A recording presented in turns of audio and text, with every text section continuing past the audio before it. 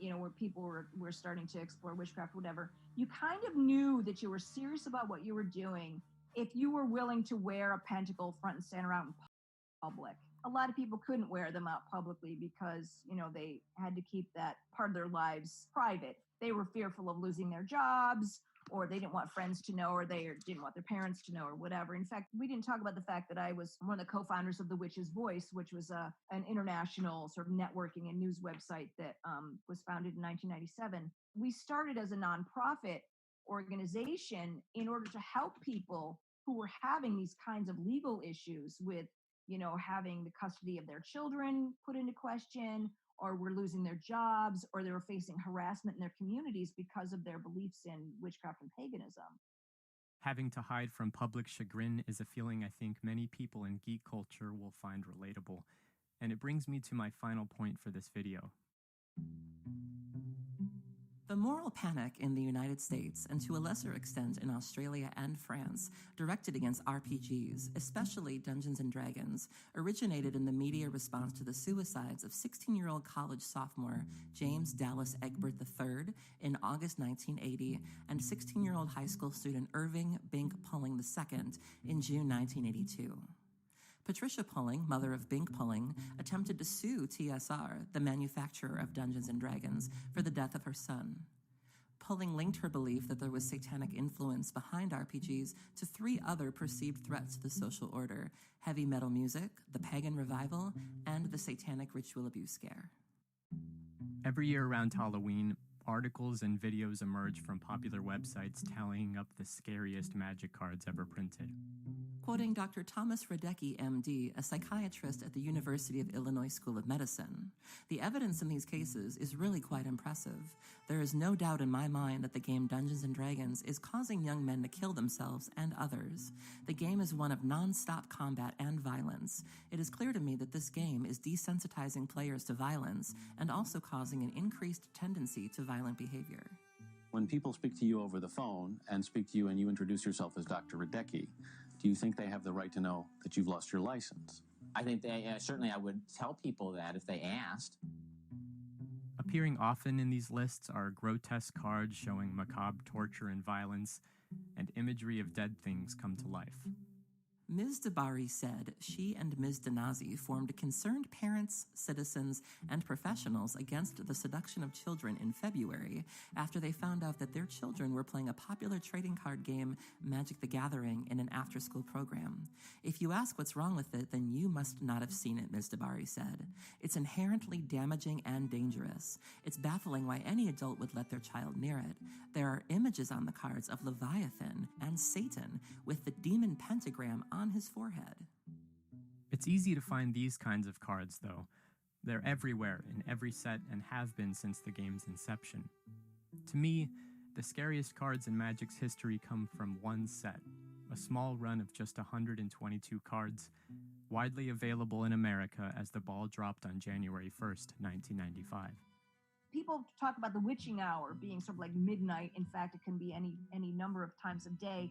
But dusk and twilight are very important times of attunement for modern witches in terms of meditation and what have you. Twilight, when things are beginning to get dark, when your vision starts to play tricks on you. I mean, this is when you start seeing things that aren't necessarily there. The scariest Magic set ever printed could never be printed again. It doesn't fit the brand anymore. But it helps us understand so much of the culture of the late 1990s and the fear that permeated through social circles of worried parents. In The Dark, we find all forms of reactionary behavior to the misunderstood, from burning people at the stake to belittling them for living in caves, an ongoing stigma for the citizens of Matera, Italy today. We see The Exorcist just like America saw him on nighttime TV in 1990, and in the 70s in the silver screen adaptation of William Peter Blatty's novel. We see the aftermath of floodwaters and the depression of losing the little land and property one can own. We see its elemental opposite, too, a striking image reminiscent of recent events. We see the witch in her contemporary state, and we see her hunter. The Dark offers a snapshot of human violence driven by fear, with an historical point of reference for nearly every card present. The dark is chilling because the elements of fantasy feel more decorative than foundational. It's a somber and haunting collection of cards that, like the name suggests, feel the weight of human history. Here is the last card that I showed Pegaloy. The story of the witch in all cultures is the story of the woman who ages, the woman who outlives her fertile cycle, and then sort of the culture has to decide what to do with her. Wow, yeah, no, this picture just opens up everything for me. This is just the witch as part of the world and why we have to have the witch in our belief system. The witch helps us make sense of what we fear and what we don't understand, not just in the world, but also in ourselves. So if we can leave our bodies and go out into the world and see it in a whole new way, that's kind of what the witch invites us to do.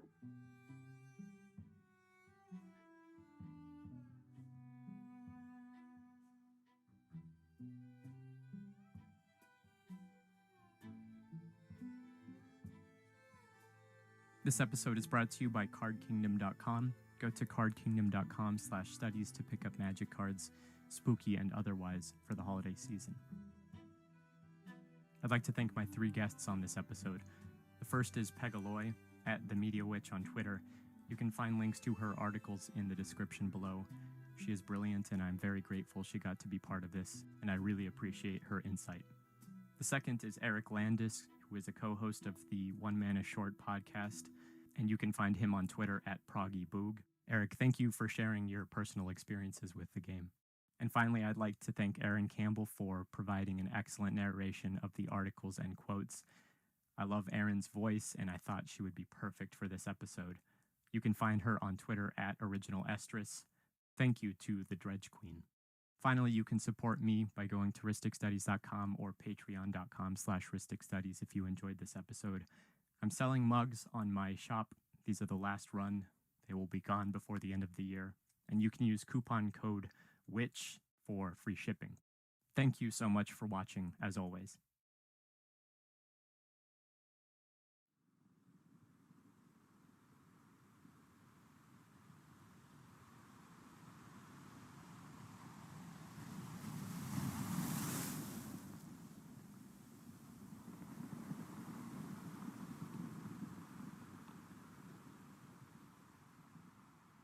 What do you know of Greek myth?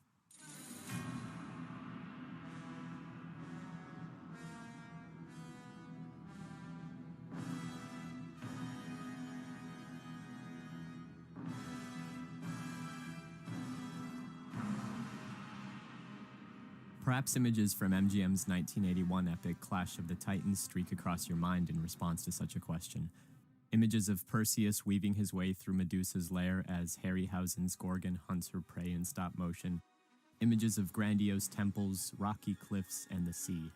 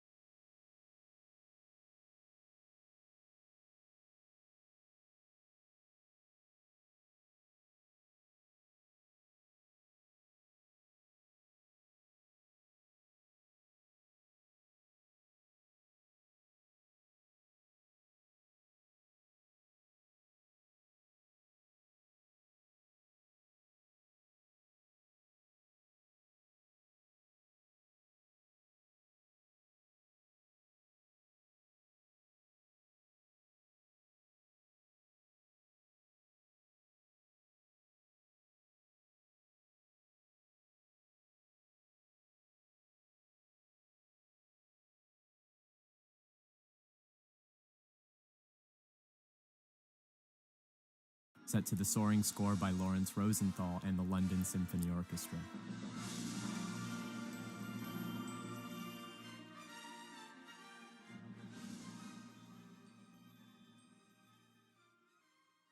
Maybe instead you think of the double-page spreads of Frank Miller's graphic novel, or the silver screen machismo of Zack Snyder's filmic counterpart. I remember seeing 300 a couple of times in theaters. I remember having fun with such a stylized rendition of the Battle of Thermopylae. Just a year prior, I had climbed the steps of the Parthenon on a summer tour of Athens. I had seen the source world firsthand, if but a few millennia removed. And then a couple of years later, alongside a small class of fellow undergrads, I navigated the stanzas of Homer's epic poem. It was my first contact with written myth. It reminded me of being a youngster enraptured by illustrations of sea monsters stricken by lightning bolts in the pages of rented library books. Maybe instead you've championed the reigns of another Spartan warrior, this one a bit more fictional than King Leonidas. Before God of War's dipping into Norse mythology in 2018, the bloodthirsty Kratos had a score to settle with the big baddie Ares himself. The original trilogy on PlayStation 2 and 3 had this cathartic base of kill-everything gameplay, while also being sneakily educational about those figureheads on Mount Olympus. What we know about Greek myth, then, is inconsistent. It is filtered through the media machine and diluted into the cultural milieu through films and comic books and literature and video games. My own anecdotes perhaps overlap with yours at certain junctures, but there seems to be no uniform experience with the source material. Nonetheless, even without knowing the origin stories in full, a modern audience can read the silhouette of the great messenger with his winged sandals and understand the connotation. Advertisements should also be included in that list of instructors, I suppose. To ask the question, what do you know of Greek myth, therefore, is to gauge these relationships we have with the past and invoke elementary images of gods and monsters in faraway lands. It is a question that lead designer Mark Rosewater posed to the room of fellow creatives in the earliest days of developing Magic's riff on ancient Greece. As innocuous as it may seem, this question informed everything we see in the finished product. What do you know of Greek myth, and its whiteboard of responses, was the beginning of Theros, and the retelling of the tales already told.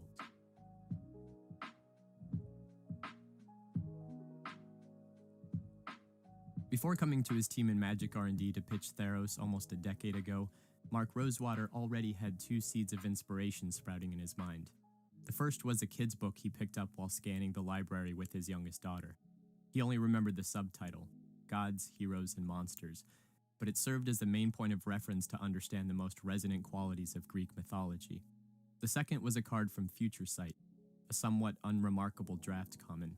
The typeline made it special. Enchantment creatures were still a novel idea at the time and represented unexplored design space.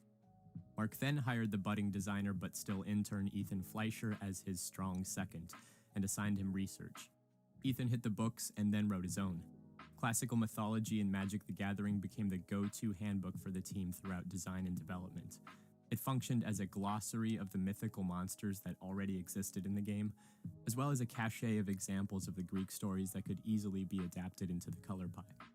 Theros sought to repeat the successes of Innistrad as another Magic world design from the top down. As opposed to bottom-up design, which starts with mechanics and then outfits them in a fantasy shell, top-down design uses flavor to inform new gameplay. Take this example from Born of the Gods, the second set in the original block. Impetuous Sunchaser retells the story of Icarus.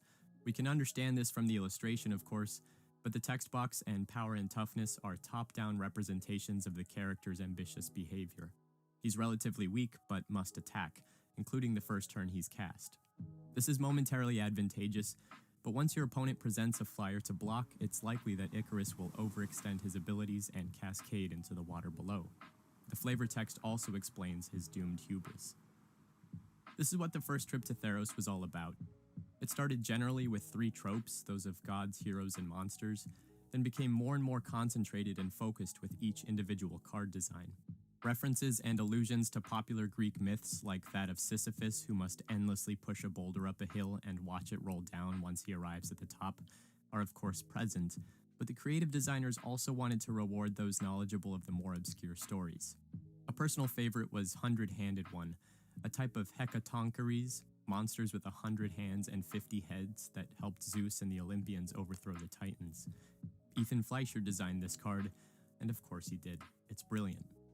But Theros was also content with mixing mythology and hardcore history. Anax and Cymede are King Leonidas and Gorgo, Queen of Sparta, respectively, two figures that very much lived and died in the real world. They exist in the same fantasy setting in which hydras are not beasts of far-off fiction, but tangible and immediate threats that could destroy them. The full range of historically accurate to completely imaginary is present in these cards, from the sip of hemlock which killed Socrates to the Colossus of Akros, an homage to the once-standing Colossus of Rhodes, a seven wonder of the ancient world. But this card is also a nod to another beloved sword and sandal epic, Jason and the Argonauts from 1963. Once Colossus of Akros becomes monstrous, it can attack, much like the giant statue of Talos that terrorizes Hercules and the crew on the Isle of Bronze in the film. It is a mashup of two entirely distinct references separated by hundreds of years in time. Once again, Theros primarily wanted to achieve full resonance with its core audience by allowing designers to have their own fun with the source material. This becomes more significant when returning to this world, but we'll get to that. The setting that these characters occupy is also a top-down design that blends the fiction and the real. Just before the release of the original Theros block came Return to Ravnica, which was an expansive, bottom-up design of an endless European cityscape. I did 2 deep dives on Ravnica for this series and made a point about its inversion of the concept of the basic land. Theros' basic lands are on the opposite side of the paradigm. They are idyllic representations of a bountiful pastoral countryside. I place great emphasis on basic land art because it provides a peek behind the scenes of world building. The reprinting of basic lands from a mechanical perspective is redundant at this point, and so their effective function is to communicate scale and setting and values and ideas that can otherwise be crowded in normal card illustrations. Essentially, they serve to show off a new world. The 4 artists who provided the original suite of basic lands for Theros are also worth mentioning for their grounded and realistic styles. The Theros we find on Rob Alexander's Forest and Adam Paquette's Mountain is not magical or overtly fantastic in any sense. They are vistas that can exist independently of the game world. Stephen Belladin's Island is particularly effective at showing us a rock formation that looks fully Greek, and Raoul Vitali's Plains places us directly in the Mediterranean on a gentle and breezy evening as the sun sets in the distance. These cypress trees both allude to the myth and take me back to my time spent in the country. In this way, these basic lands also succeed in meeting our preconceptions about ancient Greece. They align with the picturesque and grand tour visions of the Mediterranean that filters through that media machine I referenced earlier. Theros is pastoral and elemental, and very much lines up cleanly with the original concept of the basic lands that Alpha built the game around. Theros is the living color pie. It is primordial, a world before technology and industry, a haven for nature to fully express itself. Look at the 5 original Theros monocolored gods. They are deities that are so cleanly divided between one another with no overlap in flavor or function. They are the manifestations of plains, islands, swamps, mountains, and forests, and they occupy these segregated landscapes which serve as their dominions. In complete contrast to Ravnica and its guilds, which blend together as a result of living in an overlapping city, the peoples and creatures of Theros are fully disconnected from one another. If you've ever spent time on a farm or tucked away in the mountains for a weekend, you'll know how peaceful it is to separate from the ongoings of daily urban life. There are spiritual advantages to living in the countryside, and Theros provides us a glimpse of that specific type of tranquility. The citizens and creatures in these dominions also mirror their gods' interests with the elements they embody. So many blue cards, for example, use water as a motif. They are all tied together by this one material of nature, the provincial substance of their god Thassa, magic's Poseidon. Similarly, red cards are heavily composed with lava, the color's most essential connection to the god Perphoros. Rarely is there crossover. White cards, for example, wield sunlight as a weapon and never tap into the primal energies of the forest. That is green's territory, and by extension belongs to the god Nylea. This is what I mean when I say that Theros is the pastoral. I see affinities between this iteration of ancient Greece and the island of Catan, where hexagonal tiles represent distinct landscapes on an incongruent game board that also divides them by numbers on dice. The settlers of Catan, like the citizens of Akros and Miletus and Cetessa, are people of the earth. They build with raw materials and lean into the elements to survive. The salty air is probably crisp as it rolls in from the breezy sea. Life is good under the sun. But there is another element at play in Theros that I believe to be responsible for both the successes of the first block and the failures of the second visit. This is the pastiche, and to explain, I want to start with two cards. The first is Cyclops of One-Eyed Pass from Born of the Gods, and the second is Nyxborn Brute from Theros Beyond Death. Both of these vanilla creatures utilize pastiche to great creative effect. The first Cyclops has text from the Theriad, which is Theros' version of the Iliad, and the excerpts we get from the other cards in the block provide a larger picture of the reference material. Nyxborn Brute quotes the Caliphaea, which is Theros' version of the Odyssey. Both snippets of flavor text refer back to Homer's epic poems and imitate their style and structure, if on a much smaller scale. They are a celebration of the ancient works, which have now been recontextualized into the game world. And alongside the Caliphaea, we also have Caliphe, beloved of the sea. She is a pastiche of Odysseus himself. I've always been fond of cards like this because they bridge players from Magic to the real world, and can be the catalyst for engaging in research. Some players may even read the Odyssey as a result of this kind of exposure, which is so rad in its own right. Stephen Belladin's The Acroan War is another example of pastiche done well in Theros. It's weaving together a few references into one piece. The card mechanics are a mini recreation of the Trojan War via the progression of a saga. The heroes in the painting mimic the aesthetics of black figure pottery found in Greece as early as the 7th century BCE, and the painting itself is emulating the textures of tapestries, which have been a method of art making since the Hellenistic era. This painting is a beautiful representation of top-down design, with its privileging of resonance over historicity, and its willingness to reimagine the past in the context of a fantasy world. And this same sort of exercise makes up the majority of the first block. Entire wiki pages are filled with the references to ancient Greece and how they've been remolded in Theros. Like I said prior, Theros was just aiming to meet the expectations that aligned with the subtitle from a kid's book. The cherry-picking that ensued always meant that we'd never get a full or accurate representation of these stories. Violence, of course, is permissible, but the intense sexual content, for instance, has been scrubbed in the translations. And full-blown errors have carried over as well. The entire concept of a kraken, for example, didn't originate in Greek myth. It was a Norse monster. But Morrow and team argue that it has since become a staple to this genre. Clash of the Titans revolves around a kraken, so why can't Theros have one too? This is where pastiche enters into a gray area, where censorship and cultural inaccuracies become permissible in favor of striking resonant chords. So when we return to Theros in Theros Beyond Death, the kraken showed up again. But so did a bunch of other allusions, this time not specifically to ancient Greece, but to the first visit to the plane. It dawned on me while scanning the card image gallery that this set was much less an expansion of the first block, and much more a reiteration of it. It was a pastiche of a pastiche. Of course, this is the kind of risk you run with returning to a world designed top-down. How do you balance expectations for the familiar with innovations of new material? Let's look at another pair of cards to show you what I mean. On the left is Nessian Game Warden from Journey into Nyx, and on the right is Tree Shaker Chimera from the new set. The first card is Magic's attempt at an ancient Greek chimera. Is the second card, in all earnestness, the same thing? This is confused further because both illustrations are done by Vincent Prose. To me, the second card is primarily a reference to the first one, which itself was a reference to a beast from myth. It's a riff on a riff, a cover song of a cover song. Nylea and her second iteration toe a similar line. Both illustrations are virtually the same concept and composition, and both are done by Chris Ron. The second god feels like it's filling a void of expectation that players have for the return to this world, rather than standing alone as its own design, and it creates confusion between the two cards and gameplay in the process. Re-releasing this character with ever so slight changes suggests that going back to Theros without these gods just wouldn't be Theros. So the 5 monocolored gods were recommissioned, and the other 10 two-color gods appear across the set in names, flavor text, and card art. Once again, Beyond Death in this way is making a reference not to ancient Greece, but to Theros, Magic's version of ancient Greece.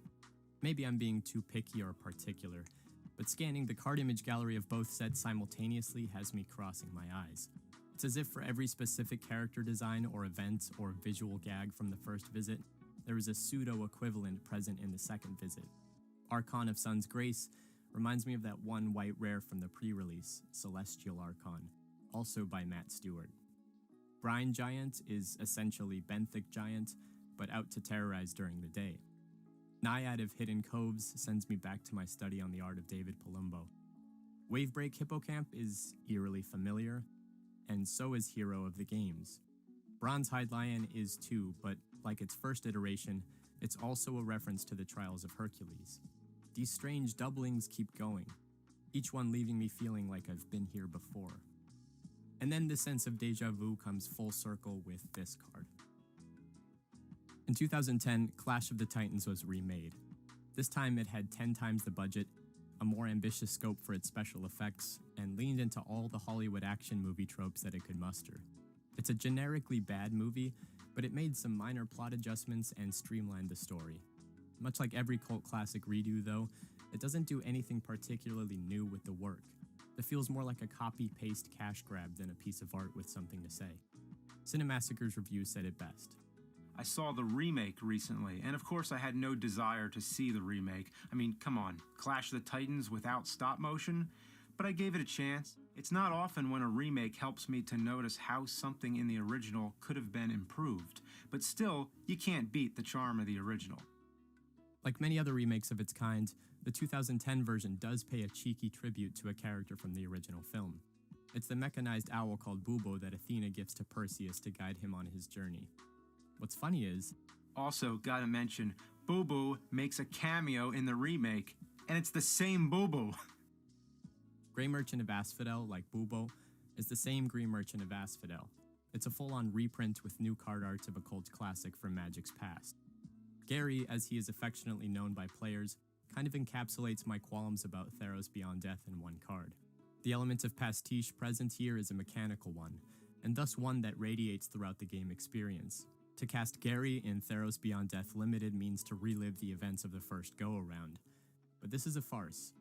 Anyone who has returned to a place knows that bittersweet nostalgia that comes from playing with memories. When you copy a copy, there's a tangible loss in quality in the resulting image.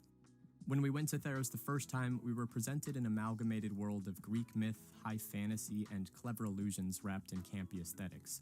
The return to Theros has been all of those things, but with one more axis involved, which is the self-referential. Instead of a sequel, I get the feeling that Beyond Death was the remake. Its nods to the past are both the past of ancient Greece and the past of Magic itself.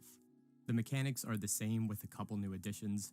The visuals are modified versions of previously used compositions and concepts, and the world is still cleanly divided by colors and elements and gods.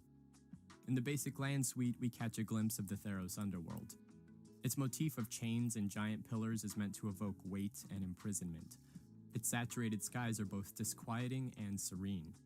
When I look at these images, I can't help but wish we were down here the entire time for this set. I think it would have been much riskier to abandon all expectations and elements of what made the first block successful and fully commit to this world, the one unknown, and so lightly explored before. In this way, I think Beyond Death would have been the sequel that is suggested by and lines up very nicely with that subtitle. I'd like to end with these full art basics of Nyx. I suppose these too illustrate my point. The giant mana symbols swirling in the night sky are not representations of basic lands, but of the abstract sign of those basic lands. This isn't a mountain at all, but a reference to Magic's iconography that serves to symbolize a mountain. It's a pastiche of the game itself.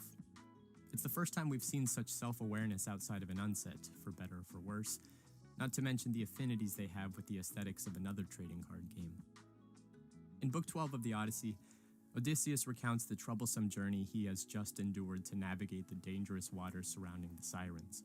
He then is shipwrecked by a six-headed sea monster, marooned for a month on the island of the sun, then loses his entire crew to a storm that Zeus sends his way as punishment. From here, he must restart his journey, losing all progress made in the weeks prior. He then concludes this book.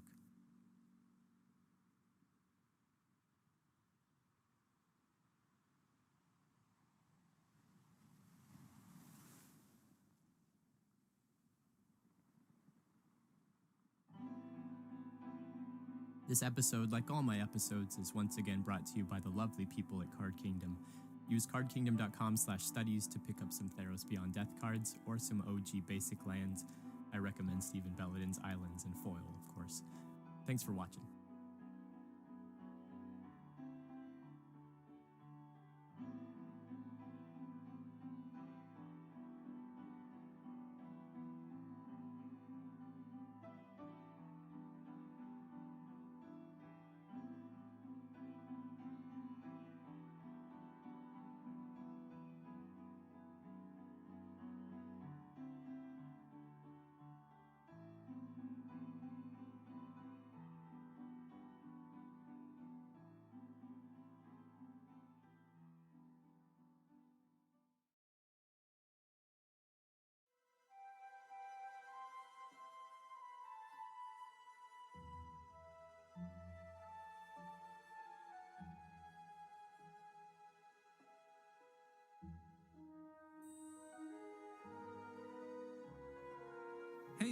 lovers, my name's Eric with the Librarians YouTube channel, and today we'll be exploring the story of one of Magic the Gathering's most deceitful, most powerful, and most iconic characters. A being whose life is measured in millennia,